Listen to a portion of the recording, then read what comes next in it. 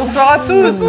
Nous avons Charlie Danger de la chaîne YouTube Les Revues du Monde. Les Revues du Monde. Ouais. Est-ce qu'on commencerait pas avec un petit générique?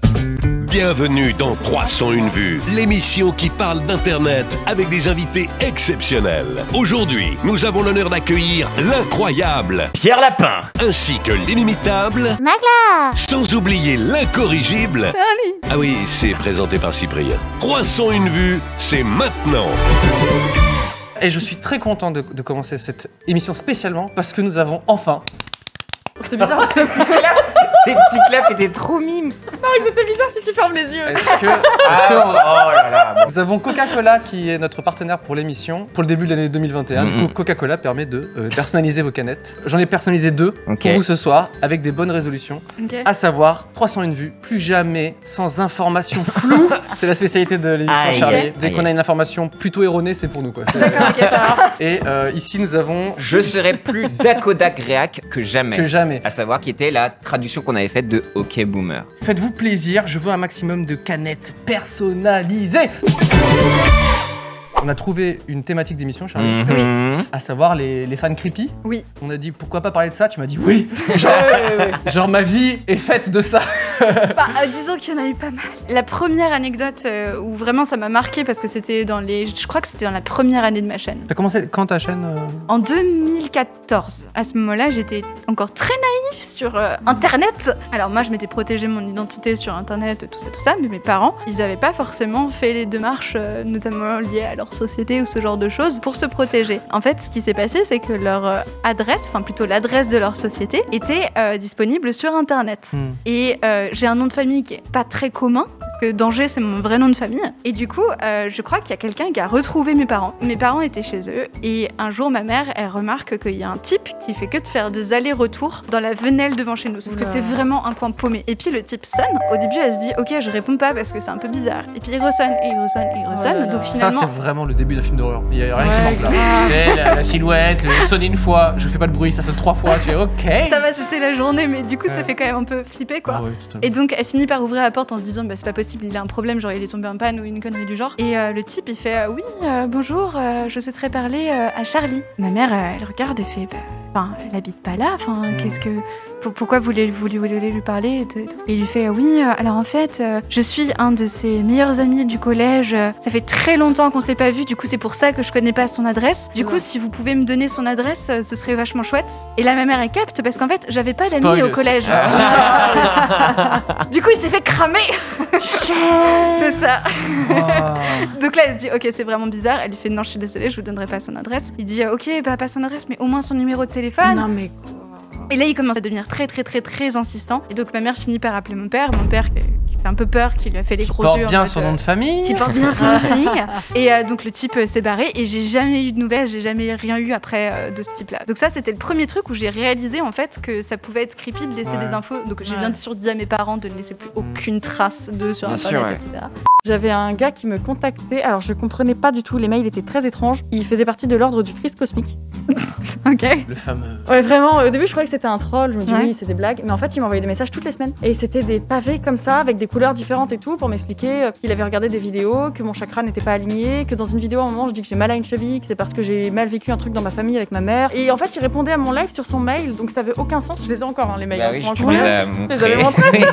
Et du coup, je lui avais répondu une fois gentiment, je t'avais montré, j'avais dit, bah s'il te plaît, arrête de me contacter, c'est un canal professionnel, point. Et il fait, ok, pas de souci. Et puis après, il fait, me tape pas, je continue. Non, mais non. C'est arrivé donc précisément il y a quelques semaines, donc vraiment il y a pas très longtemps. Je m'étais à moitié bloqué le dos, enfin j'avais très mal au dos un jour, et moi j'avais jamais été chez un ostéo. J'arrive dans son bureau et genre il me pose des questions, genre vous appelez comment, c'est quoi votre nom de famille, sauf que encore une fois Charlie Danger c'est pas anodin comme nom, tu le portes difficilement quoi. Il insiste un peu sur ma profession, genre au début il me demande ma profession et moi en général je dis que je réalise des vidéos, sans plus. Et lui il me demande des vidéos. Alors j'étais là, oui, des vidéos. Il me fait, pour YouTube?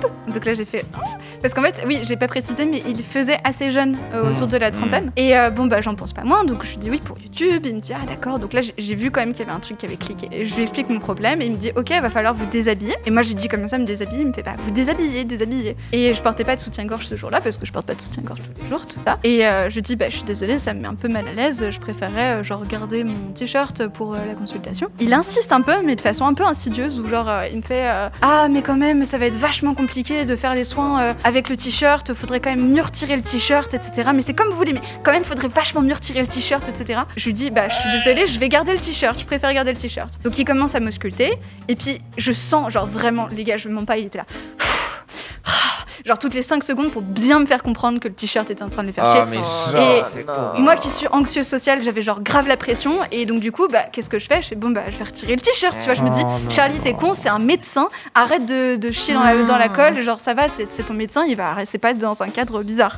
Donc je retire mon t-shirt, il fait ses soins. Je sens qu'il passe beaucoup de temps à regarder ma poitrine. Donc ça me met un peu mal à l'aise parce que même s'il a pas eu de geste déplacé, il a quand même bien maté quoi. Et à ce moment-là, je me dis encore une fois, j'étais vraiment dans la démarche médecin-patient. Donc à aucun moment j'ai tilté qu'il y avait quelque chose qui était potentiellement pas du tout normal. Et quand je suis rentrée chez moi, bah, je commence à préparer à manger et genre 3 heures après, je reçois un texto donc du type qui me dit bonjour machin ostéopathe, nous nous sommes vus tout à l'heure. Je sais que c'est pas professionnel. Tiens donc, ouais. Nani. Mais je tenais à vous signifier que je suis très fan de vos vidéos. J'étais un abonné, j'ai pas osé vous le dire. Et puis message hyper déplacé, genre vraiment. Et quand j'ai lu ça, j'ai eu une sueur froide et je me suis dit ce type m'a vu nu, genre horrible. Ouais. Et donc là j'ai paniqué et je me suis dit oh mon dieu, mais là il vient de faire un truc qui est contre la loi parce que les médecins ils ont pas le droit de récupérer les informations personnelles des patients pour les utiliser à des fins perso. Et donc j'ai commencé à me renseigner avec mon copain pour savoir justement si on pouvait faire des démarches pour le reporter ou j'en sais rien moi à l'ordre des médecins. Que ça se reproduise pas avec. Et c'est là où j'ai réalisé que les ostéopathes ne sont pas des médecins. Donc en fait, ils ont pas à suivre. Voilà, c'est ça. Tu peux rien faire. N'importe qui peut se déclarer plus ou moins ostéopathe. Quand j'ai vu que je pouvais rien faire, je me suis défoulée un coup et je lui ai envoyé un message en lui disant que c'était très grave ce qu'il venait faire et que j'étais absolument pas d'accord, etc. Et il m'a répondu un truc en mode je comprends pas. Moi, je voulais juste vous dire que je vous aime vraiment beaucoup. Non, on va lui péter les rotules. Donc voilà, ça c'était le plus récent. Il y a certaines personnes qui tu l'apprends genre bien après que en fait ils te connaissent en tout cas ce que tu fais sur internet. Mais j'étais tombée sur un gars comme ça, on se parlait beaucoup et tout, il était intéressant, je l'aimais bien. Et moi c'est hors de question que je sorte avec quelqu'un qui connaît ma chaîne, qui connaît et tout. Non, je peux pas. Là il commence à avoir beaucoup de monde qui connaissent Twitch et aussi ta chaîne. Bah tant pis. Ouais, ça va devenir compliqué. Mais tu vois, je trouve que t'as un biais qui se crée, c'est un rapport d'autorité qui est un peu ça fait un fossé entre les... Et ouais, j'étais tombée sur un gars, on parlait bien, on s'entendait bien et tout, et puis... Et il t'avait dit quoi ? Il t'avait dit qu'il connaissait pas ? Qu'il connaissait pas Twitch, etc. Parce que je pose les questions, tu vois. Je connais pas Twitch. On commence à... Alors Internet, vaguement entendu parler. Non mais tu vois, enfin, j'avais compris qu'il connaissait pas trop Twitch, je regardais pas ces trucs-là, j'étais en mode ok, parce que moi c'est en mode check. Mais vraiment, je pose des questions, genre je suis en mode alors ça. J'ai pas Internet. C'est bien ça. Et au bout de 2 semaines où on parlait, il me lâche un nom, je sais plus, un nom d'un streamer, je suis en mode... Ouais. You don't know Twitch. Tu te fous de ma gueule en fait. Il y a eu le type par email qui m'envoyait des dessins de moi. Alors au début c'était cool, genre il m'envoyait des fan art, je crois, comme ça. Et puis donc il m'en envoie comme ça plusieurs, donc inspirés de photos que j'avais prises qui étaient sur mon Insta. Et un jour ça a légèrement vrillé puisque il m'a envoyé une photo donc toujours qui était un fan art, sauf que normalement sur la photo, genre la photo est coupée ici. Et disons qu'il a imaginé le reste. Oh non. Il t'a dessiné à poil ? Oui, il m'a dessiné complètement à poil. Et en fait, ça a été progressif. C'est-à-dire qu'au début, c'était juste un truc de mes seins. Ensuite, c'était un petit peu plus, encore un peu plus et tout ça. Et moi, à l'époque, c'était pas moi qui ouvrais mes emails. C'était quelqu'un qui travaillait pour moi. Et c'était elle qui recevait tous les trucs de dessin à Wallpaper. Et puis sinon, il y a les très classiques, mais je pense que ça aussi, toi, tu dois l'avoir. Est-ce que t'as un Wikifit ? Non, j'en ai pas. J'ai regardé. J'allais dire, faites un Wikifit, ce mec-là, mais non, pas du tout. C'est quoi Wikifit ? Oh mon dieu. En fait, c'est le wiki où tu... Les pieds ? Ouais, tellement. Attends, comment ça, Merluc ? Attends, je suis sur Wikifit maintenant ? Si je puis me permettre, j'ai pas Internet, ils ont pris mais genre des trucs où on voit ton pédard de loin, tu vois. C'est dur de juger. Si je puis me permettre, j'ai 2 taufs mais c'est clacasse. Mais tu vois, et t'as combien ?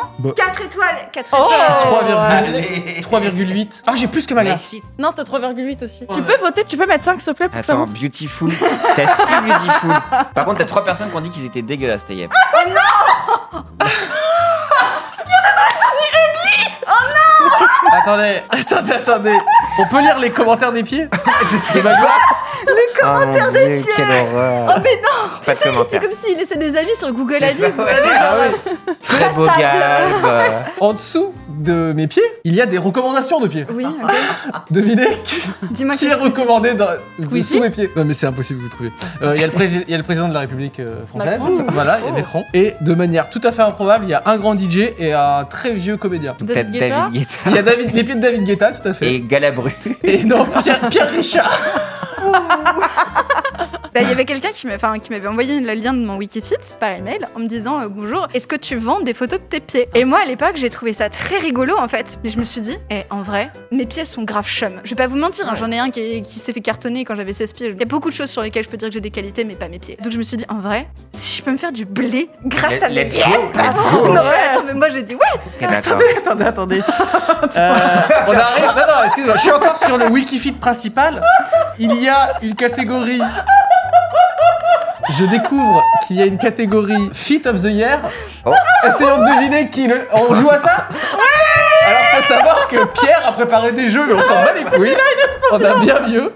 Alors Fit of the Year. Vous connaissez Sophie Dossi? Non, bah voilà, c'est une meuf qui est contorsionniste. Ou alors tu fais le jeu inverse, à savoir tu cherches genre une youtubeuse connue, tu montes ses pieds et on doit trouver qui c'est, tu vois. Magla, on va pas faire ça. Charlie, je suis désolé. Non, c'est trop bizarre d'aller montrer des photos de pieds et de trouver à qui. Alors, partir ce pied. Allons. Cet orteil-là, je pense. Moi, je trouve que c'est très Enjoy Phoenix tout ça.